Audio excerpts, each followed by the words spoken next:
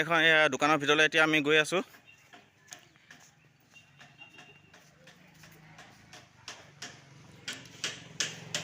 এখন ICM হেৰি বস্তু এয়া লৈছে, বহুত কাষ্টমাৰ আছে।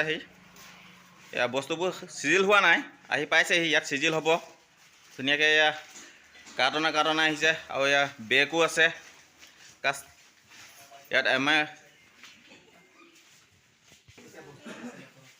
এয়া ধুনীয়াকৈ ID বনাই আছে এজনে। ID ICM কিবা ক'ব নেকি? ইয়াত কেনেকৈ হেৰি হয়? ICM ষ্ট'ৰ নতুনকৈ অপেনিং হৈছে ইয়াত, আৰু আমি ইয়াত বস্তুখিনি এতিয়া কোম্পানীৰ পৰা আহি পালে, এতিয়া ৰেকবিলাক আহিব, তাৰপিছত আমি ভালকৈ সজাম। আৰু এইটো আপোনাৰ যিটো জাগাটো হ'ল, এইটো লালুংগাঁও বুলি কয়, তিতাবৰত আছে। আপোনালোকে আহক, ভিজিট কৰক দোকানখন। এয়া ধুনীয়াকৈ ইয়াতে এই একাউণ্টও বনাই দিছে।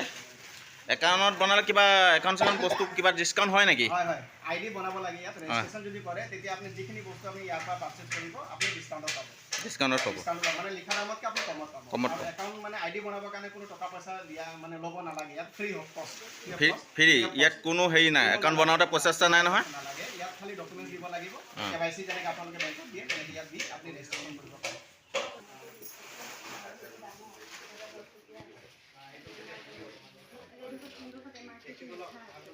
এইটো কি উলিয়াইছে? চাবোন উলিয়াইছে। চাবোন সৰু চাইজ, ডাঙৰ চাইজ চাবোন আছে কিছুমান। এয়া গেলামালৰ বস্তু আছে। গেলামালৰ বস্তু দালি, আলু নাই ন? আলু পিঁয়াজ নাথাকে, বাদ বাকী চবেই আছে।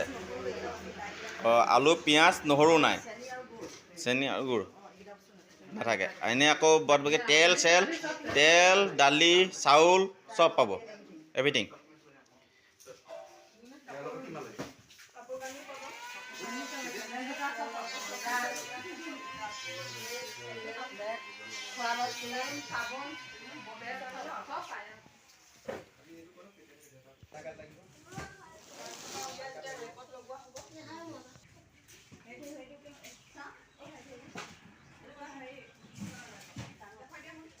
নহয়, ইয়াত আহিব বুলি গম পাওঁ, দৰকাৰ কিছুমানে লয়ো যে আনিব পালে আৰু